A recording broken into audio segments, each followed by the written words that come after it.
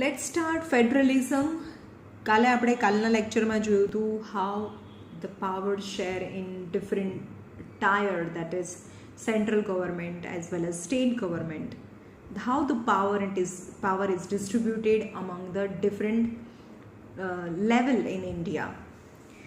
Now here एक थोड़ा questions છે. For example, Pokhran, the place where India conducted its nuclear test, lies in Rajasthan. Pokhran Rajasthan માં છે. Suppose the government of Rajasthan was opposed to the central government's nuclear policy. ત્યાંની જે government છે, Rajasthan government છે, એ oppose કરે એની nuclear પોલિસીને કે ભાઈ રાજસ્થાનમાં પોખરણ ટેસ્ટ નહીં કરવાના. Could it be prevented the government of India from conducting the nuclear test? તો જો ઇન્ડિયન ગવર્મેન્ટ છે ત્યાં ન્યુક્લિયર ટેસ્ટ નહીં કરે? No, because nuclear policy is come under union list. હે ને, સ્ટેટ લિસ્ટ આવે, યુનિયન લિસ્ટ આવે અને કોન્કરન્ટ લિસ્ટ આવે. તો યુનિયન લિસ્ટમાં હોય તો union list means central government, and central government લિસ્ટમાં આવે તો can conduct the experiment anywhere where is suitable within the boundary or territory of India. ઇન્ડિયાની ટેરેટરીની અંદર ગમે ત્યાં પણ જો એ ટેસ્ટ સ્યુટેબલ હોય તો એ ગમે ત્યાં કરી શકે without taking the permission of the state government.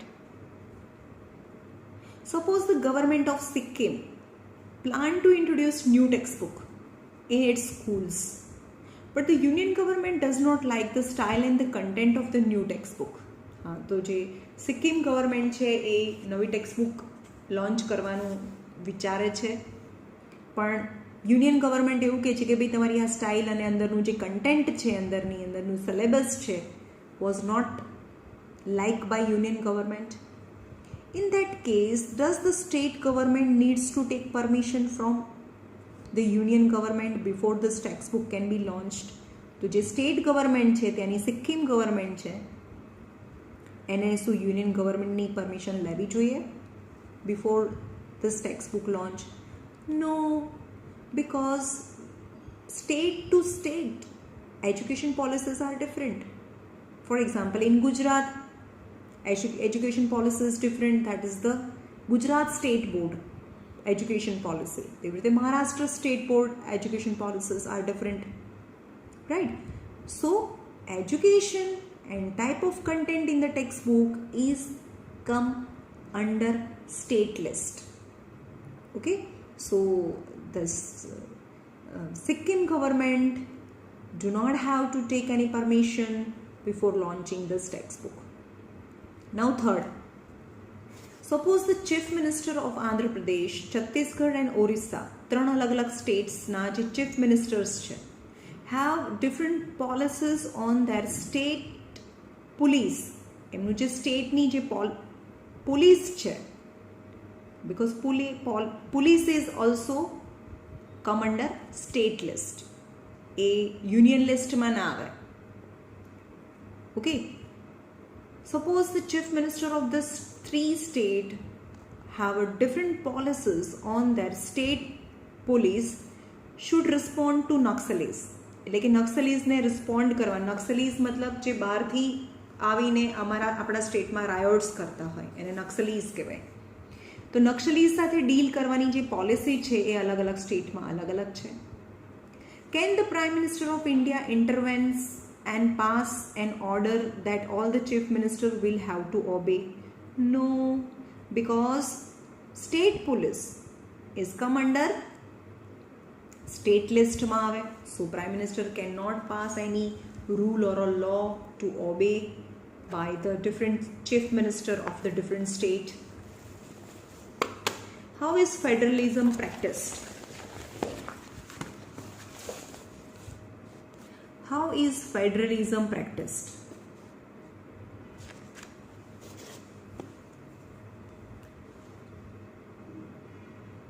Constitutional provision are necessary for the success of federalism.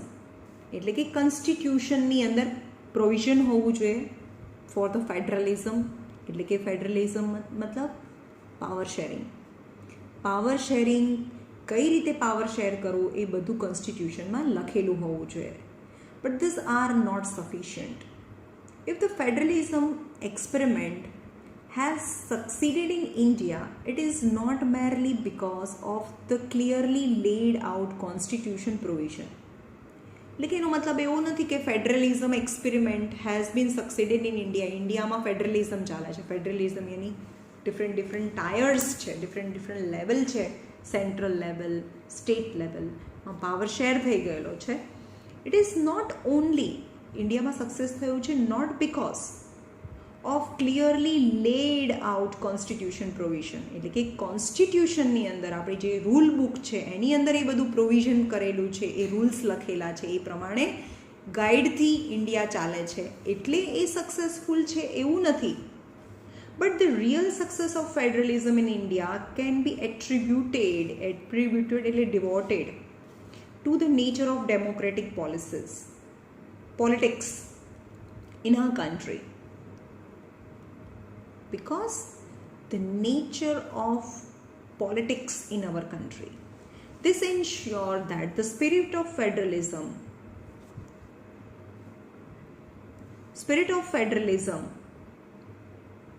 एक ज मिनट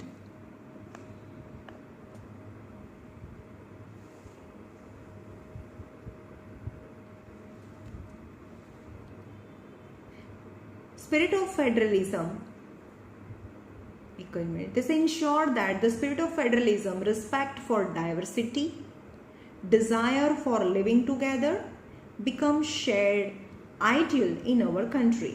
કેમ આપણું ફેડરલિઝમ, કેમ પાવર શેરિંગ કેમ સક્સેસફુલ થઈ ગયું છે? Because in the spirit of federalism, respect for the diversity and desire for living together. જે ડાયવર્સિટી છે ઇન્ડિયાની અંદર, ડિફરન્સનેસ છે, ડાયવર્સિટી એટલે ડિફરન્સનેસ છે, એને પણ રિસ્પેક્ટ આપીએ છીએ. And desire for living together become shared ideal in our country. Let us look at some of the major ways in which this happened. Linguistic state. તો ઇન્ડિયાની અંદર કેટલા બધા સ્ટેટ્સ છે એ લેંગ્વેજ બેઝ બનેલા છે. The creation of linguistic state યાની લેંગ્વેજના બેઝ જે સ્ટેટ બન્યા છે was the first and a major test for democratic politics in our country. If you look at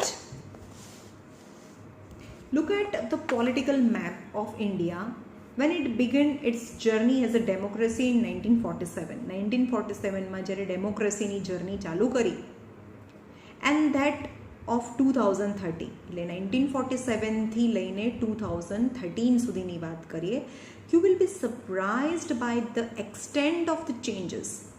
કેટલા બધા ચેન્જીસ થયા ઇન્ડિયાના જોગ્રાફિકલ મેપમાં, પોલિટિકલ મેપમાં. Many old state have vanished and new states have been created. જૂના state ગયા અને નવા સ્ટેટ્સ બનતા ગયા. Areas and boundaries and the names of the state have been changed. You do know that in 1947 the boundaries of the several old states of India were changed in order to create a new state. लेकिन 1947માં જ્યારે ઇન્ડિયાનો જે political map હતો અથવા political boundaries હતી એ gradually change થઈ. તમને ખબર છે કે ઇન્ડિયા અને મહારાષ્ટ્ર પણ પહેલાં એક જ હતું, પણ on the basis of language તો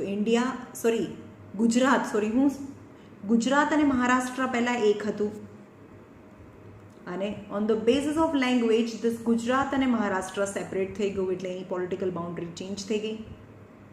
This was done to ensure that the people who speak the same language live in the same state. જે સેમ લેંગ્વેજ બોલતા હોય એ સેમ સ્ટેટમાં રહે.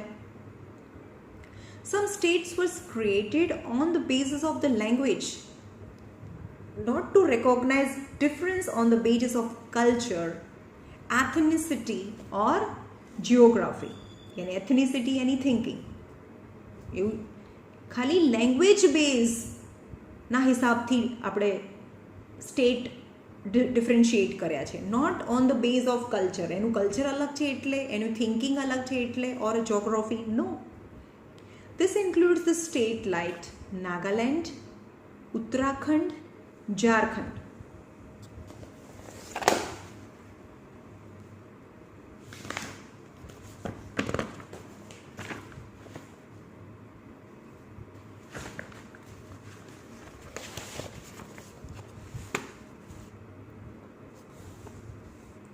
When the demand for the formation of a states on the basis of language was raised, જ્યારે ગુજરાત અને મહારાષ્ટ્રમાં પણ એવું તો રેઝ થયો હશે ને ક્વેશ્ચન, કે આર્ગ્યુમેન્ટ તો થઈ હશે ને કે Gujarati and Marathi two different language, still the state is same. તો when the demand for the formation of the states on the basis of language was raised, some national leader feared, એટલે સ્ટાર્ટિંગમાં national લીડરને એવું ડર લાગતો હતો કે ભાઈ આ બંને સ્ટેટ લેંગ્વેજથી તો અલગ પાડીએ છે પણ પછી બંને વચ્ચે ઝઘડા ના થવા માંડે. Some national leader feared that it would lead to the disintegration of the country, એટલે કન્ટ્રીનું ડિસઇન્ટિગ્રેશન થઈ જશે. ડિસઇન્ટિગ્રેશન એટલે પાર્ટ્સ પડી જશે આપણા કન્ટ્રીના. And the central government resisted linguistic state for some time. એટલે સ્ટાર્ટિંગમાં એનું રેસિસ્ટ કર્યું એટલે કે ના પાડી ભાઈ લેંગ્વેજના હિસાબથી તો સ્ટેટ નહીં બને. Central government resisted linguistic state for some time. But the experience have shown, પણ ગ્રેજ્યુઅલી ધીમે ધીમે એક્સપિરિયન્સ એવો થતો ગયો that the formation of a linguistic state has actually made the country more united. પણ હા, પણ લેંગ્વેજના હિસાબથી જો તમે કન્ટ્રી સ્ટેટ બનાવો તો it become more united and it has also made administration easier. અને ત્યાંનું એડમિનિસ્ટ્રેશનની way of governing the government, ત્યાં ગવર્મેન્ટને ગવર્ન કરવાની જે સ્ટાઇલ છે એ પણ મતલબ એ થોડું ઇઝી થઈ જશે ગવર્મેન્ટને ત્યાં રૂલ કરવાનું.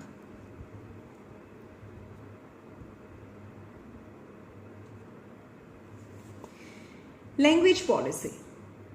The second test for Indian Federation is the language policy.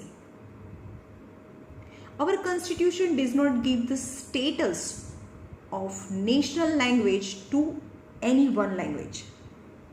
આપણી constitutionની અંદર શું છે? did not give the status of national language to any one language.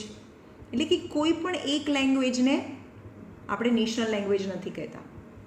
Hindi was identifies as official language. આપણે એમ કે હિન્દી આપણી નેશનલ લેંગ્વેજ નથી, આપણી ઓફિશિયલ લેંગ્વેજ છે. ઓફિશિયલ લેંગ્વેજ મતલબ જે ઓફિસમાં યુઝ થાય એ. But Hindi is the mother tongue of only about 40% of Indians. એટલે કે ઇન્ડિયામાં 40% લોકોની એ મધર ટંગ છે. Therefore, there was many safeguards to protect other language. Besides Hindi, there are 21 other languages recognized as a scheduled languages by the constitution. એટલે કે એક language છે જે ઓફિશિયલ લેંગ્વેજ છે અને બાકીની 21 languages recognized as a scheduled language by the constitution. A candidate in an examination conduct for the central government position may opt to take the examination in any of this language. હવે આ જે અહીંયા કોન્સ્ટિટ્યુશનમાં આટલું clear cut લખેલું છે તમને દેખાય છે કે a candidate in an examination conducted for central government position, central government position માટે કોઈ પણ એક્ઝામ આપતો હોય તો એ opt for to take examination in any of this language. તો આ 21 લેંગ્વેજ છે એમાંથી કોઈ બી લેંગ્વેજમાં એની એક્ઝામ આપી શકે. પણ તમને ખબર છે આઈઆઈટીની એડવાન્સની એક્ઝામ ખાલી ઇંગ્લિશ મીડિયમમાં લેવાય છે. તો that is very unfair and unjust for the student who are studying in Gujarati medium. ને ઇટ્સ વેરી સેડ. તમે 12th પછી જે તમે આઈઆઈટીની એક્ઝામ આપો છો, આઈઆઈટી મેન્સ અને આઈઆઈટી એડવાન્સ, એમાં આઈઆઈટી મેન્સની એક્ઝામ છે એ કોઈ બી લેંગ્વેજમાં, બધી લેંગ્વેજમાં લેવાય છે. પણ તમે મેન્સ ક્લિયર કરો તો એક બીજી એક્ઝામ આપવાની હોય જેને આઈઆઈટી એડવાન્સ કહેવાય. તો IIT advance is taken only and only in English medium. So it is very sad જે છોકરાઓ ગુજરાતી મીડિયમમાં ભણે છે અચાનક જ એ લોકોને ઇંગ્લિશ મીડિયમમાં એ ટેસ્ટ આપવાનું કે તો પણ એ લોકો પ્રિપરેશન કરે છે. પણ અહીંયા જે ક્લિયર કટ કોન્સ્ટિટ્યુશનમાં લખેલું છે કે સેન્ટ્રલ ગવર્મેન્ટની કોઈ પણ એક્ઝામ હોય તો એ બધી લેંગ્વેજમાં, એની લોકલ લેંગ્વેજમાં પણ લેવાવી જોઈએ. The state to have there on official languages. હા, તો સ્ટેટની પણ ઓફિશિયલ લેંગ્વેજ હોય, જેમ કે ગુજરાત છે તો ગુજરાતની ઓફિશિયલ લેંગ્વેજ ગુજરાતી હોવી જોઈએ. એટલે કે ગુજરાતની અંદર તમે કોઈ બી સરકારી ઓફિસમાં જાઓ તો ગુજરાતીમાં જ ફોર્મ ભરવાનું અથવા તો ગુજરાતી ભાષાનો જ ઉપયોગ કરવાનો. Much of the government work tax place in the official language of the concern state. એટલે કે જે બી કન્સર્ન સ્ટેટ હોય, રિલેટેડ સ્ટેટ હોય, તો એણે એની સાથે એની ઓફિશિયલ લેંગ્વેજમાં કામ કરવું પડે. અનલાઇક શ્રીલંકા, ધ લીડર, શ્રીલંકામાં સૌથી વધારે ક્લેશ કેમ થયું? લેંગ્વેજને લીધે જ થયું ને. Unlike Sri Lanka, leaders of our country adopted a very cautious attitude in spreading the use of Hindi. એટલે હિન્દીને સ્પ્રેડ કરવા માટે બહુ કોશિયસ એટીટ્યુડ, એટલે ધ્યાન રાખીને હિન્દીને સ્પ્રેડ કરી છે. According to Constitution, the use of English for official purpose was to stop in 1965.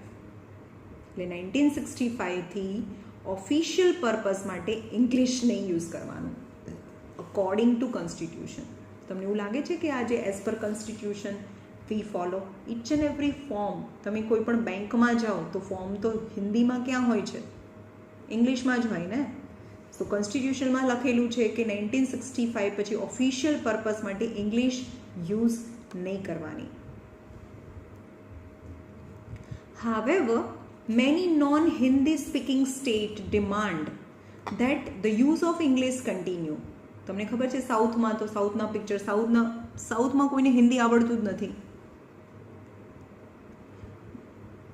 In Tamil Nadu, this movement took a violent form. તામિલનાડુની અંદર તો વાયોલેન્ટ ફોર્મ થઈ ગયું, ભાઈ હિન્દીને અમે નહીં બોલીએ એમ. The central government responded by agreeing to continue the use of English along with Hindi for official purpose. એટલે કે ઓફિશિયલ પર્પઝ માટે એના લીધે જે સેન્ટ્રલ ગવર્મેન્ટે છે એવું ડિસિઝન લીધું કે હા, Hindi as well as English will continue as official purpose. Many critics things, critics મતલબ જે ઓપોઝ કરતા હોય ને દરેક વાતને, દરેક વાતમાં કંઈ ને કંઈ ખામી નીકાળતા હોય એને ક્રિટિક્સ કહેવાય. તો many critics thinks that this solution favoured the English speaking Alight. તો જે ઇંગ્લિશ સ્પીકિંગ લોકો છે એને ફેવર કરશે. Promotion of Hindi continue to be the official policy of the government of India. Promotion does not mean that the central government can impose Hindi on the state.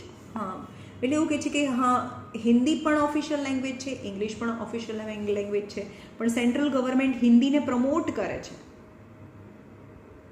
Promotion does not mean that the central government can impose એટલે બળજબરીથી હિન્દી બોલો જ એવું impose નથી કરતા. Hindi on the state where the people speak a different language. But the flexibility shown by the Indian political leaders helped our country avoid the kind of situation that arises in Sri Lanka find itself in. Right? એટલે કે Hindi as well as English both are considered to be an official language in India.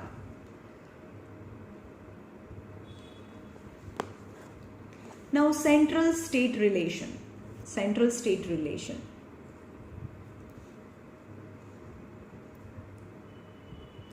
Restructuring the central state relation is one more way in which the federalism has been strengthened in practice.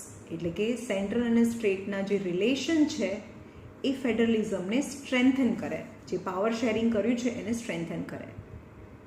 How the constitutional arrangement for sharing power work is reality depend on a large extent on how the ruling parties and the leaders follow this arrangement.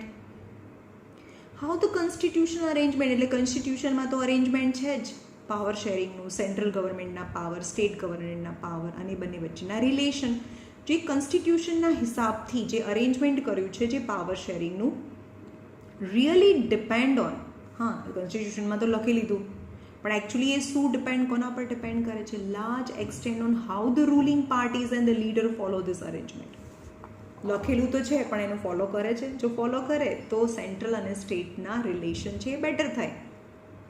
For a long time, the same party ruled both at current and in most of the state. એટલે કે સેન્ટ્રલમાં પણ એ party હોય અને સ્ટેટમાં પણ same party rule કરતી હોય, જેમ કે ગુજરાત છે, સેન્ટ્રલ ગવર્મેન્ટમાં પણ બીજેપી છે, સ્ટેટ ગવર્મેન્ટમાં પણ બીજેપી છે, એટલે સેમ પાર્ટી રૂલ કરતી હોય, ruled both at centre and state. This meant the state government did not exercise their right as autonomous federal unit.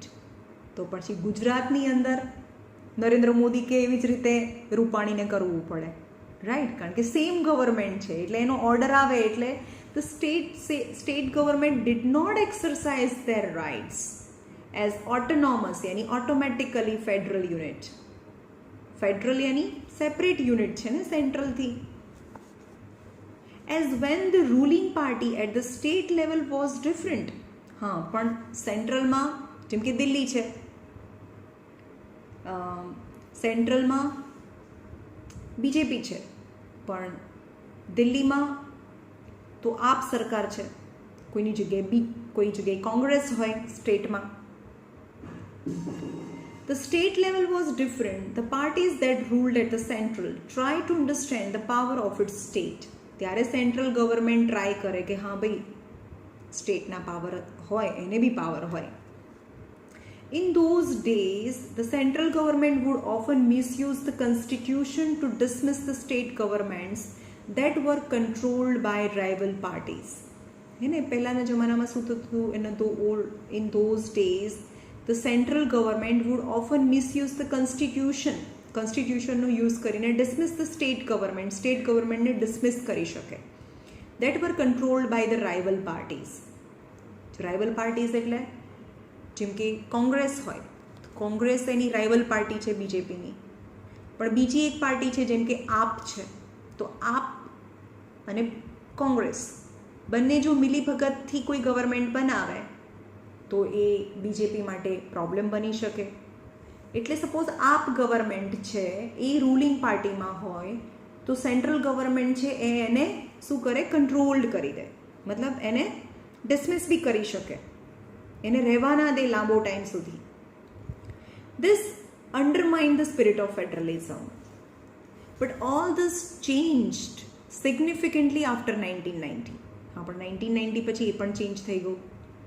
This period show the rise of regional political parties. હવે regional political parties બી નવી બનવા આવી. કેટલી બધી parties છે જે ક્યારેય central government સુધી પહોંચે જ નહીં, રિજનલ ગવર્મેન્ટ જ હોય. રિજનલ ગવર્મેન્ટ એટલે તમને ખબર છે કે જે પોલિટિક્સ મતલબ જે ઇલેક્શનમાં ઊભા રહે એની માટે ઝાડુ બી હોય એનો સિમ્બોલ, કોઈ બેટ હોય, તો એવું તો સેન્ટ્રલ ગવર્મેન્ટ ઉપર મોટી પાર્ટીઝ હોય એ જ ગવર્મેન્ટ બનાવે ને.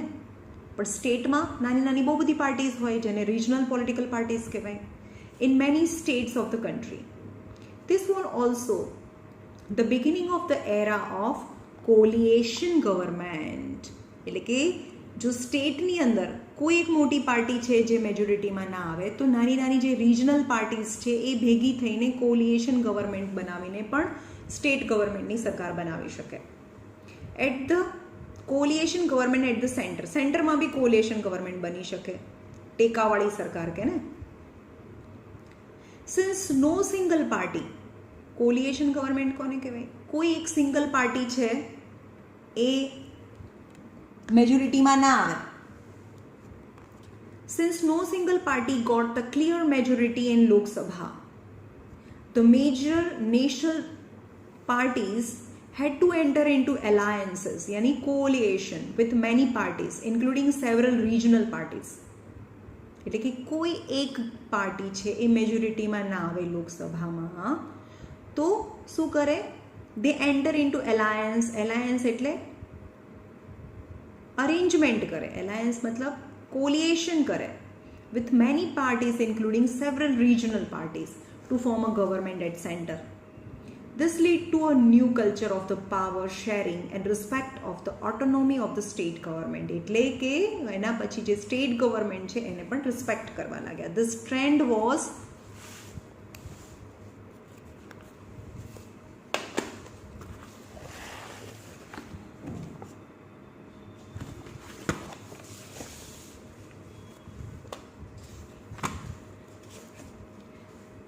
supported by a major judgment of the Supreme Court that made it difficult for the central government to dismiss the state government in an arbitrary यानी random manner. એટલે કે પહેલાં જે સેન્ટ્રલ ગવર્મેન્ટ છે તો એ સ્ટેટ ગવર્મેન્ટને સપોર્ટ ના કરે, પૈસા રિલીઝ ના કરે, એટલે સ્ટેટના લોકોને તો એવું થાય કે આ ગવર્મેન્ટ કામ નથી કરતી, એટલે જે ડિસમિસ કરતો હતું જે સેન્ટ્રલ ગવર્મેન્ટ છે, જે સ્ટેટ ગવર્મેન્ટને પહેલાં, એ હવે રેન્ડમલી જે રેન્ડમ મેનરથી જે સેન્ટ્રલ ગવર્મેન્ટ છે એ સ્ટેટ ગવર્મેન્ટને ડિસમિસ કરી શકતું હતું, એ હવે ના કરી શકે.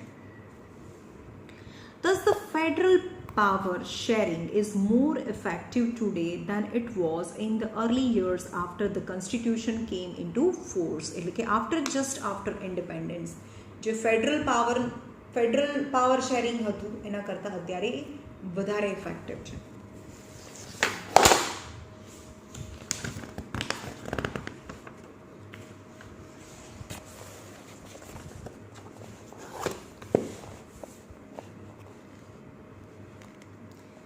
Now, linguistic diversity of India. How many languages do you have in India? The answer depends on how one count it. The at least information that we have in the form of a census of India held in 2001, this census recorded more than 1,500 distinct language, which people mention as their mother tongue. કેટલી ઇન્ડિયામાં કેટલી language છે? 1,500.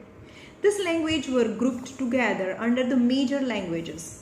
For example, તો છપાયું નથી, like Bhojpuri, મગધી, બુંદેલખંડી, Chhattisgarhi, Rajasthani, Bhili and many other were grouped together under Hindi. એટલે કે આ just Bhojpuri તમને દેખાય છે, રાજસ્થાની એ હિન્દી જેવી જ લાગતી હોય. Even after this grouping, the census found 114 major languages. હવે ભોજપુરીને પણ હિન્દી જ કહો, રાઈટ? ભોજપુરીને બી હિન્દી કહો, મગધી, બુંદેલખંડી એને પણ હિન્દી જ કહો, તો પણ 114 major languages. Of this, 22 languages now included in the 8th schedule of Indian Constitution.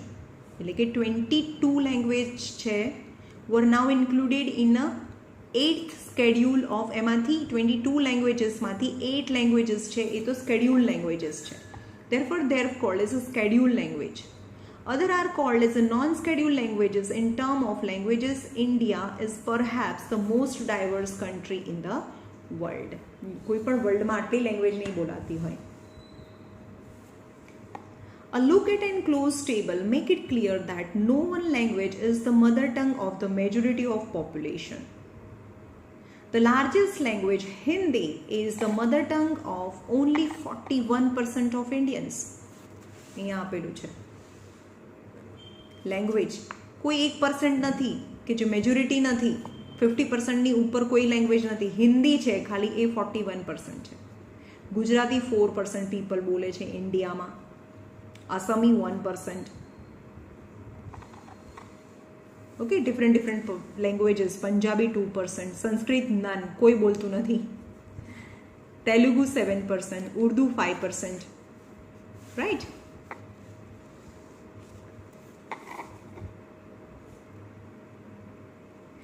Mother tongue of 41% of Indians. If we add to this that all those who knew Hindi as their second or a third language, the total number still less than 50%.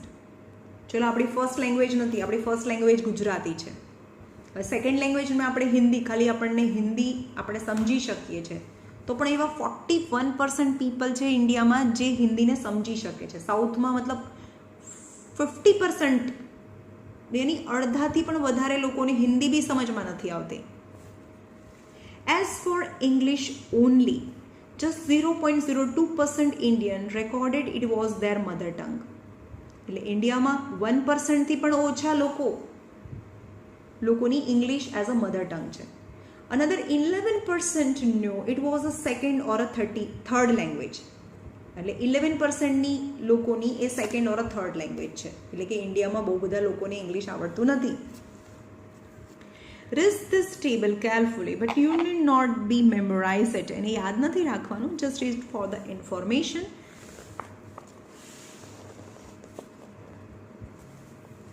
Make a bar or a pie chart on the basis of information. Prepare a map and all these things. Find out about the 3 languages that are spoken in India but are not included in this table. હવે આપણે કેટલી language બોલી શકીએ? એક તો Gujarati, Hindi and English. આપણે 3 languages છે એને આ આપણી ફર્સ્ટ લેંગ્વેજ છે અને Hindi and English is our second language. Okay, કેટલું બાકી છે?